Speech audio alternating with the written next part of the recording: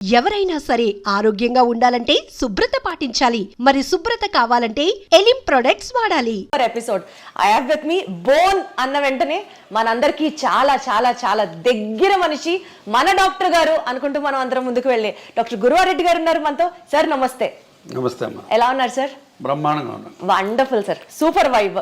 Sir the super doctor లో బేసికల్ గా మీ గురించి మాట్లాడడంతో పాటు ఇప్పటి వరకు మీరు చేసిన అన్ని అచీవ్మెంట్స్ షేర్ చేసుకుంటూ ఉంటే ఒక పాయింట్లో ఒక ఇన్స్పిరేషనల్ స్టోరీగా ఉంటుంది. దాంతోపాటు మీ పర్సనల్ ఇన్సైట్స్ కూడా ఇంకాస్త లోతుగా తెలుసుకునే ప్రయత్నం చేద్దాము అన్న ఒక కాన్సెప్ట్తోనే ఈ సూపర్ డాక్ సిరీస్ మీతో చేస్తున్నాం sir. To start with, to become an orthopaedic surgeon, what's your inspiration sir? కరెక్ట్గా చెప్పాలంటే ఇన్స్పిరేషన్ ఏం లేదు, డిస్పరేషన్. అంటే రోడ్డు మీద యాక్సిడెంట్స్ ఉంటాయి కాబట్టి ఇండియాలో ప్రాక్టీస్ కొదవలేదు ఎముకలు ఎరగడానికి అని ఆ ఉద్దేశంతో ఆర్థోపెడిక్స్ సెలెక్ట్ చేసుకున్నాను నేను.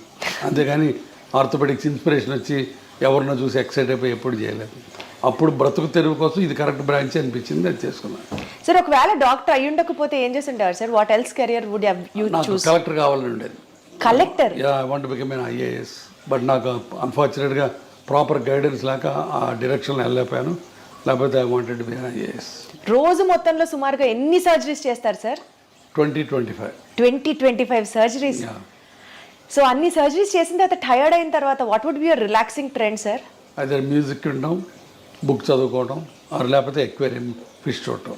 ఫిషెస్ చూస్తే you become happy again sir? Very relax. అదేం థియరీ ఉంది చెప్పండి? ఏం థియరీ ఉంది అంటే ఇన్ బిట్వీన్ ది సర్జరీస్ ఓపీడీలోకి వచ్చిన ప్రతి ఓపీలో నాకు ఎక్వేరియం ఉంటుంది. ఏ హాస్పిటల్లో ఎక్కడ కన్సల్టింగ్ రూమ్ అన్నా ఒక ఎక్వేరియం ఉంటుంది. ఆ ఫిష్ అటు ఇటు పోతూ ఉంటే అటు వెనకాల చూస్తూ కూర్చుంటాను నేను. That is the biggest relaxation for me. తర్వాత మ్యూజిక్, రీడింగ్ ఏ బుక్. అసలు మీరు ఏం తింటారు, ఏం తాగుతారని ఒక సిరీస్ చేయాలని ఉంది sir. How do you be so active and energetic always? I don't know to be frank. Positive thinking నా ఉద్దేశంలో. ఒక నెగిటివ్ థాట్ కూడా ఉండదు నాకు రోజు మొత్తంలో. సో ఎప్పుడు ఎవరికోళ్ళకి ఏ రకంగా హెల్ప్ చేద్దామా, ఏ రకంగా పాజిటివిటీ తీసుకొద్దామన్న ఉద్దేశం, తపన ఉంటుంది దాంట్లో. I think that is the. కానీ జనం కూడా దాన్ని పాజిటివ్గా అందరూ తీసుకోవాలి అని ఉండదు కదా. అది కదా, వాళ్ళు పట్టించుకుపోయినా నేను పాజిటివ్గా ఉండటమే పాజిటివిటీ. అది నా పాజిటివిటీ ఎదుటి వాళ్ళ రియాక్షన్ మీద ఆధారపడి ఉండకూడదు. It should come from me and that is absolute, not relative. మీరు పాజిటివ్ ఉంటే నేను పాజిటివ్గా ఉంటాను, మీరు నెగిటివ్ ఉంటే నేను నెగిటివ్ ఉంటాను, అది లేనే లేదు. I want to be positive, I want to be happy because life is so small and so short and only once. Life lesson sir ఇదైతే మాత్రం చాలా బ్యూటిఫుల్గా ఉంది సార్. 25 సర్జరీస్ చేసి పేషెంట్స్ని చూసి పుస్తకాలు చదివే టైం ఎక్కడ వస్తుంది సార్?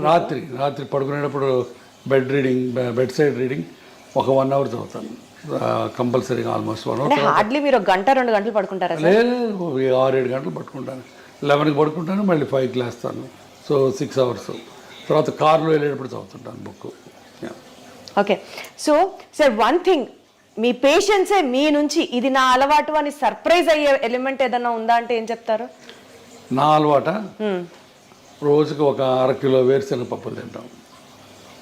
నాకు పీనట్స్ అంటే భలే ఇష్టం. వేరుశనగ పప్పులు అవి ఉడకబెట్టి పెడతారు అక్కడ. సో పేషెంట్ మధ్యలో తింటూ ఉంటాను. అదే ఆశ్చర్యంగా ఉండొచ్చు బహుశా, ఇన్ని పప్పులు తింటాడు అయినా అని. సో నాకు తెలిసి సార్ వేరుశనగ పప్పులు తినడం, ఈ అక్వేరియం ని మెయింటైన్ చేయడం అన్నది ప్రాబబ్లీ ఈ విషయం ఎవరికి తెలిసి ఉండకపోవచ్చు. Only after this interview I take the credit. Exactly. Sir one life lesson what medicine has taught you అంటే ఏం చెప్తారు సార్?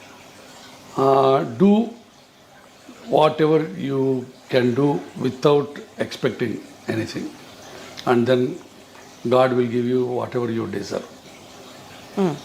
అంటే లెస్ ఎక్స్పెక్టేషన్స్, ఒక్క మాటలో చెప్పాలంటే absolutely no expectation and do it with your heart, not with your brains. Lot of the time brain పనిచేసి heart పనిచేయదు, అప్పుడే ఇబ్బందులు వస్తాయి. So anything you do with heart, with the compassion and passion, నీకు అన్ని మంచి జరుగుతాయి. నాకు గట్టి నమ్మకం. Got it sir. Good intent will help. Exactly.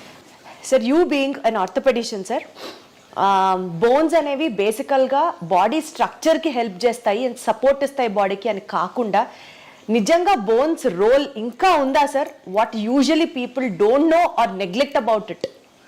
బోన్స్కి basically it's a skeleton made up of bones and నడవటానికి, కూర్చోవడానికి బోన్స్, జాయింట్స్ ఆల్ ఒక comprehensive unit.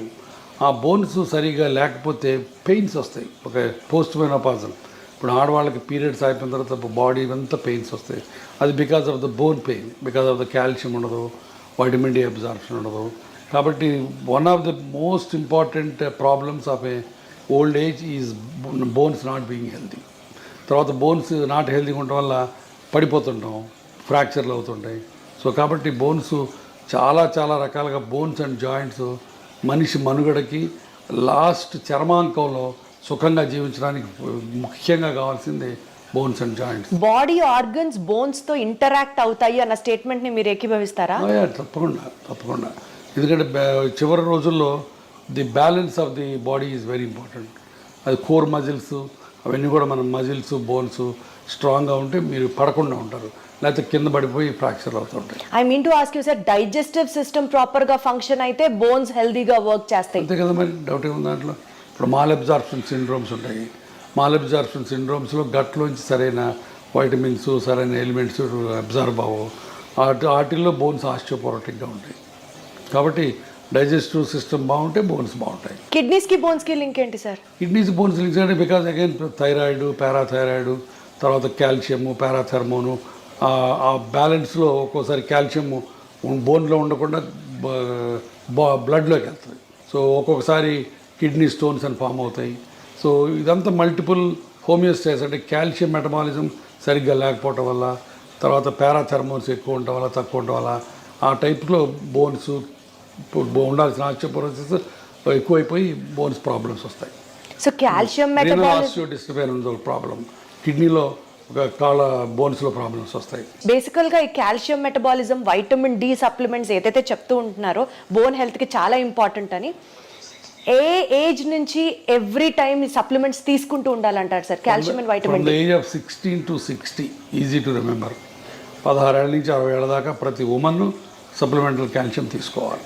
Vitamin D sir? Vitamin D depends on again, but of course vitamin D ఇప్పుడు ఇండియాలో 80% of పీపుల్కి deficient, whatever the reasons. ఒక్కోసారి నాకు అనుమానం వస్తుంది, అసలు ఈ ఇండియాలో మెజర్ చేసే కరెక్ట్ ఎక్విప్మెంట్ ఉందా, లేకపోతే ఫాల్టీ ఎక్విప్మెంట్ వచ్చిందని అనుమానం ఉంటుంది. ఎందుకంటే everybody will have a vitamin D deficiency. So vitamin D రెగ్యులర్గా తీసుకోవడం కంటే కూడా పీరియడ్ ప్రకారం తీసుకోవాలి, on the prescription of the either endocrinologist or an orthopedic surgeon. Sir, I don't know if it is right or wrong, but lung diseases unte they are more prone to risk of fractures anna mataki relevance unda sir? Lung డిసీజెస్కి bone ఫ్రాక్చర్స్కి నాకు తెలిసి connection ఏం కనపట్లేదు on the face of it. Direct connection అయితే ఏం లేదు lung disease వాటికి. సార్, న్యూరలాజికల్ కండిషన్, స్ట్రెస్ ఎక్కువ ఉన్నప్పుడు does it have an impact on the bone density or the bone strength?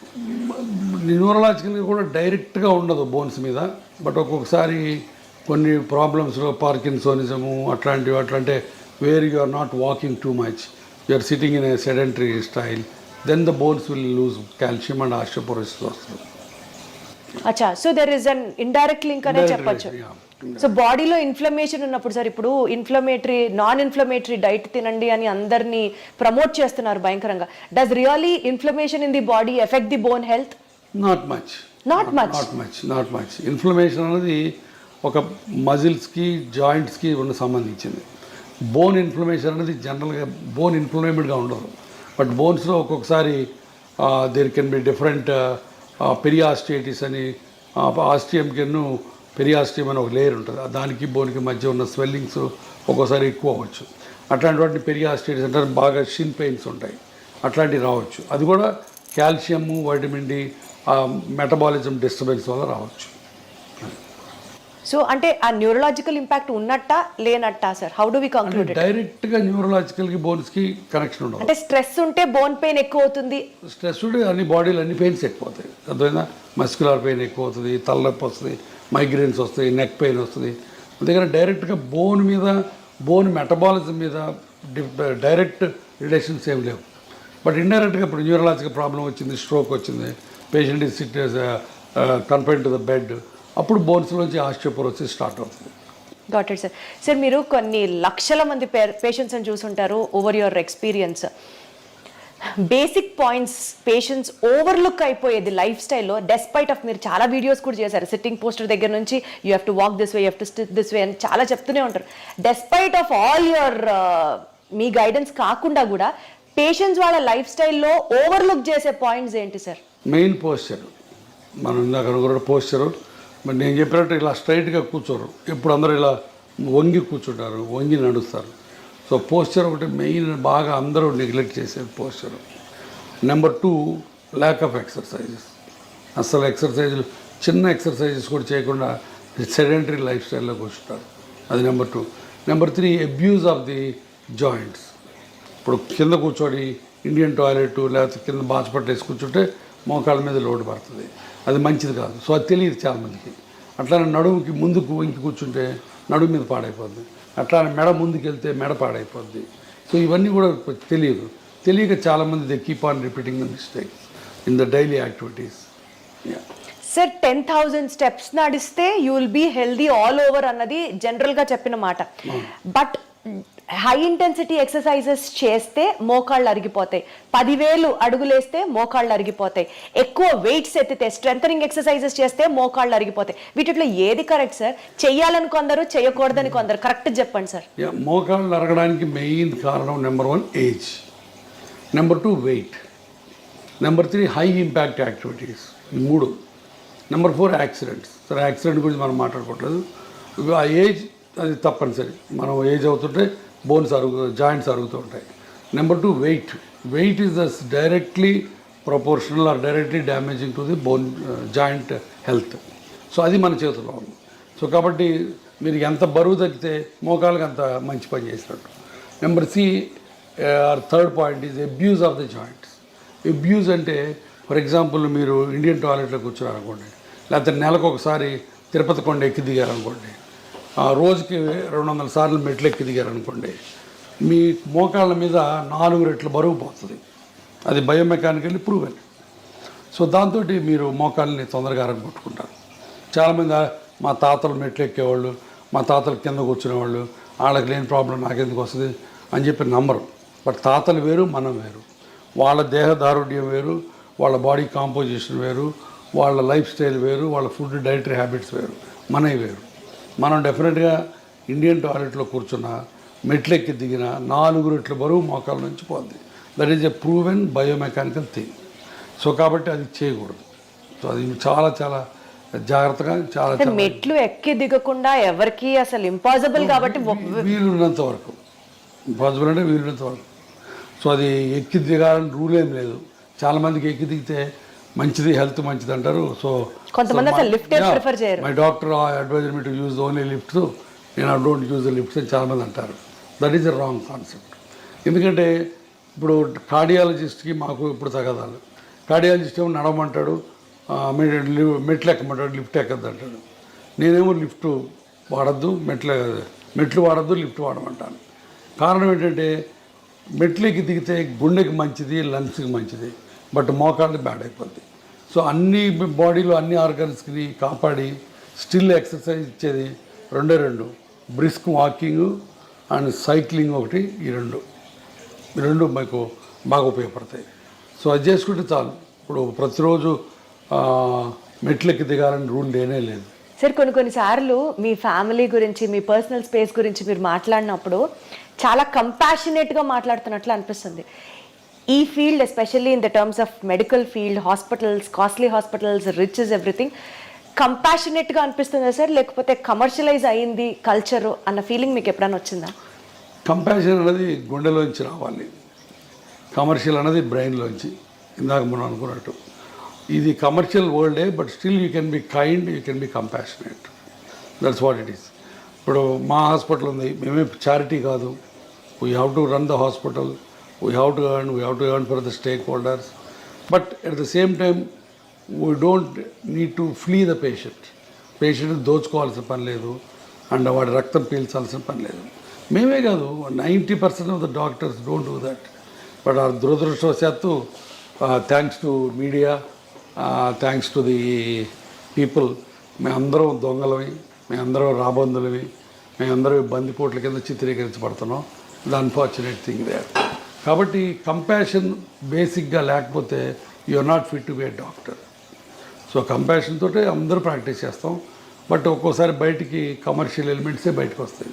Profit over a patients care if you have to talk, మీరు ఎప్పుడు patient care this really made my day, నేను profit చూడలేదు ఈ కేసులో అని మీకు ఆ heart వెల్మింగ్గా అనిపించిన చాలా సార్లు వస్తుంది అది.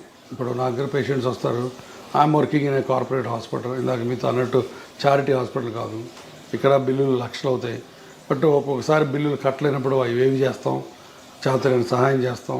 ఇప్పుడు నేను ఒక ట్రస్ట్ పెట్టాను, ఆ ట్రస్ట్లో హెల్ప్ చేస్తాం. సో చాలా రకాల హెల్ప్ చేస్తాం. ఆ హెల్ప్ చేసిన ప్రతిసారి హ్యాపీనెస్ ఉంటుంది, దాంట్లో డౌటే లేదు.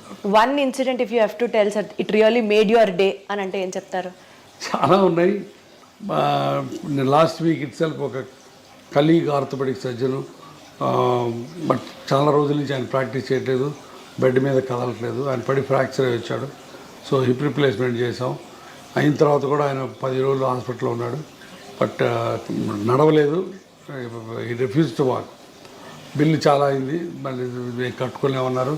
దాన్ని మరి 70% బిల్ తగ్గించి ఇంటికి పంపించాను. ఆ ఇంటికి పోయే ముందు ఆయన నాతో వీడియో కాల్లో ఆయన కళ్ళల్లో కృతజ్ఞత, ఆయన ఆవిడ కళ్ళల్లో కృతజ్ఞత నాకు evident, and that made my day.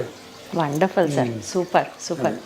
Sir ఇప్పుడు సోషల్ మీడియా ట్రెండ్ అనుకోవచ్చు, maybe because of the awareness for the people అనుకోవచ్చు, ప్రతి ఒక్కళ్ళకి మెడికల్ నాలెడ్జ్ తెలుస్తోంది and they started questioning the doctors as well.